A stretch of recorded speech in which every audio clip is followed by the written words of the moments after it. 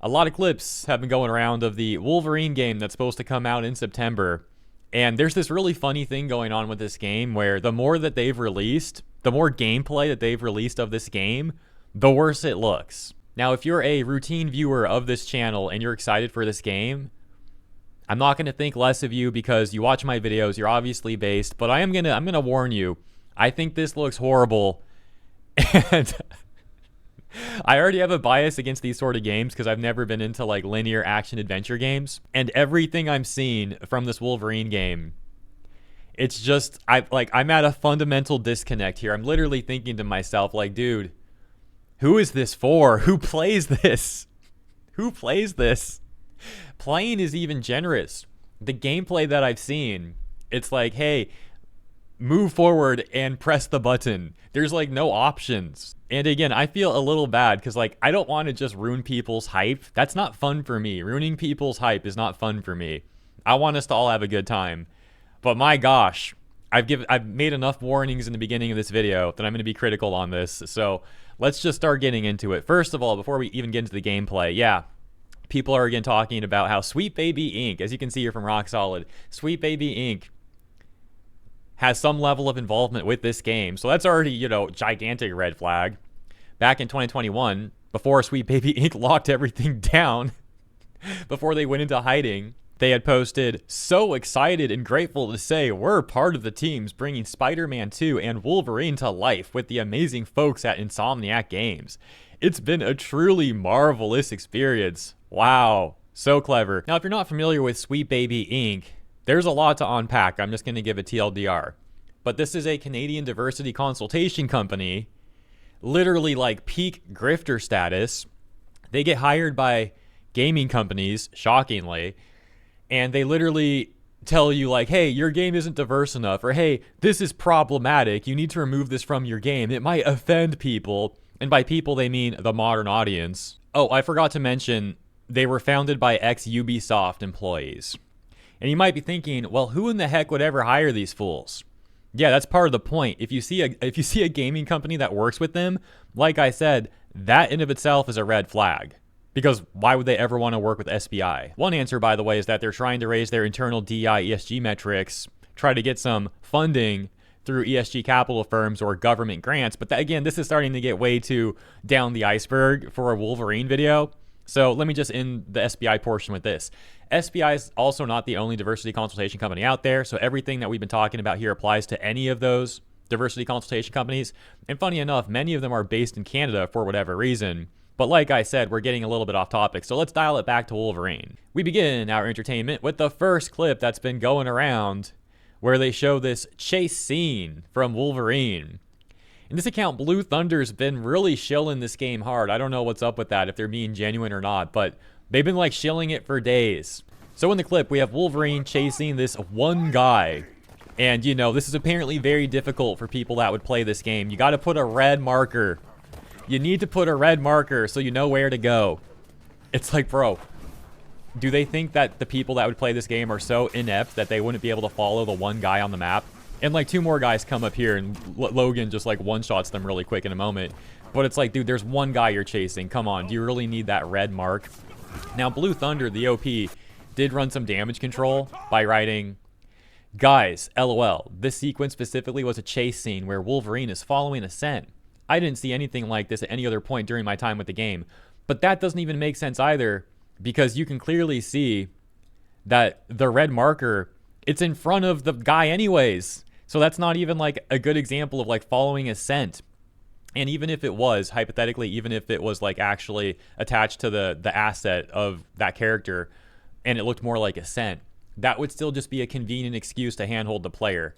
It's just weird. Like, I'll say the environment looks nice, sure, but like the gameplay seems very lacking. This other account, Colt Eastwood, says, "Man, people just don't like anything anymore." The OP says, "Yep, gamers are miserable. On the contrary, I'm enjoying laughing at this stuff. I don't even need to pay money, and I can get entertainment from this game by laughing at how bad it looks." I think that's a dub, personally. Gamers are sick of the AAA industry. We're sick of modern audience slop. It doesn't mean we're miserable. Like I said, on the contrary, We get to laugh at stuff for free. We get to save our money and play games that we actually enjoy. And we get to sit back and relax as we watch the AAA industry collapse. I would say we're doing pretty well, actually. In the next clip, we once again have Blue Thunder posting the action sequences in Wolverine are insane, guys. Oh my gosh, this is crazy. Okay. He didn't say all that, but that's how I imagine him talking, bro. He says the action sequences in Wolverine are insane and exactly what we've come to expect from the first-party PlayStation games. Dude, when you see this clip, that's not a compliment. Like, hey, this is what we expect and it's like bad. Like, that's an insult. He's clearly trying to shill, though, like I said, which makes it really funny. But let's take a look at this next clip. Cover you as best I can from here. Message is in the prison. Get ahead. I got stop fucking around. Dude, I just can't get over how slow he is. This is like the slowest run I've ever seen. The man, they have our guy Wolverine sprinting, and he's going like somehow at a snail's pace. And then what I really love is right here. Let me actually remove myself so you can see this. You might be able to see it fine, actually. I'll stay on screen. He's going so slow. But then when he tries to, like, really fast, really quickly dive under the gate that barely has any room, they have him, like, deploy his claws and slow his speed even more. And I'm like, dude, why? So, like, this narratively, this makes no sense is my point. Like, from a choreography perspective, this literally makes no sense. Hey, you need to hurry and dive under this door before it closes. What does he do? He deploys his claws and digs it into the ground to slow down. I'm like, dude, like, what? Here, go ahead and watch right now. See? Like, bro. Why? He wasn't going that fast. You didn't need to do all that. As if anything, you needed to do something to hurry up even more. Hold on, I might make it. Let me put on the brakes. Okay, I know they thought it was like a rule of cool or something, but to me it just looks amateurish. We got some duality in the responses. This one reads, is this the exciting hold forward while the game happens around you section I've heard so much about?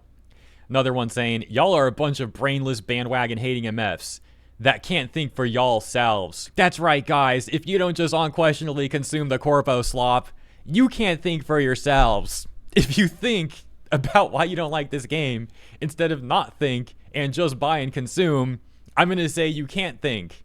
Wow, dude, great point. You really own the chuds. And then we have this, another post from Blue Thunder. Despite him being a shill, I gotta say, I'm grateful that he posted so many clips. Ended up making a full segment. Thank you for that. So he says, there are full-on stealth sections in Wolverine, and they are awesome. All right, I'm expecting some invigorating, awesome gameplay. Let's take a look here. Here we go. Jumps down, one-shots. Okay. Hiding through the tall grass. All the enemies are outlined. Well, not outlined. More like inlined, but you get the point. I don't know, man. Is this awesome? I'm pretty sure, like, Snake Eater had better stealth scenes 20 years ago. Or stealth sections. I just, again, like I said in the beginning, I just don't know who this game is for. And I do feel bad ruining people's hype, like I said in the beginning as well, but is this actually fun? Like, let me really slowly go forward and then just, like, one-tap enemies. Like, there's no options, there's no variety, there's no strategy. I would be bored out of my mind playing this. Let's check out some of the comments on this one. We've got, I've played this exact same game 100 times. AAA slot being churned out by an HR department chasing quote-unquote what is popular. Another one reading, more quote-unquote hide in tall grass stealth segments, great. And Wolverine using stealth with the skull emoji. Few more. We got AAA slop confirmed, ducking through grass and x-ray vision, and why would there be stealth in a game about a guy who can't die? Why are they forcing stealth into everything? Should be intense combat the whole game, not crawling around hoping you aren't seen. I'm not against the premise of Wolverine using stealth. He has used stealth before in various media. It's just that, to me, the issue here is they made this whole section like really boring and like uninspired. To be fair, I might also be a bit biased towards Wolverine or against Wolverine. I've never really been a Wolverine fan. I don't dislike him. I just don't really like him either. He's just like, yeah, he's Wolverine. I respect his legacy. I respect what he's been through. I respect him as an iconic character. but he's not a character I particularly like. Again, I don't dislike him. It's just, to me, Wolverine's Wolverine. That's really about it. And that takes us to the final clip. This one from a different account, finally, says the gameplay. It might as well be the same person, though. I mean, look at the caption. All caps. The gameplay for Insomniac's Wolverine looks crazy. The Kobat. The Kobat? What is that, a Pokemon? The Kobat is insane. Triple fire emoji. Here's like the one compliment I can give this game. The visceralness of the combat, like, they did a good job with that. But it doesn't matter that much if the combat itself is boring, which it looks boring. Again, they have this like 1 button, maybe 2 button thing going on for the whole game so far. And I do preface that by saying so far because, you know, hypothetically, maybe the combat will be more detailed when that full game is released. Like, maybe this is just like beginning sections. But I'm skeptical because they've already said that this game's going to be pretty short and linear, which seems to indicate that the combat's probably not going to change all that much. We'll see. But like, in the meantime, here's the 16-second long clip we'll end with. And so again, like I said, sure, they got the visceralness down, right? Like, that's the one compliment I can give them. But do I just want to button mash? And then, like, look, that looks clunky too. The guy, the NPC, like, accidentally blocks with his rifle. He's like trying to reload his rifle, but he actually blocks 2 strikes from Wolverine right there. And yeah, maybe that's a little nitpicky, I will admit. But look, that's just what AAA gets in this day and age. They have taken advantage of us for so long that, yeah, I'll nitpick a little bit. They don't get good graces anymore. They don't get benefit of the doubt anymore. I just love that, bro.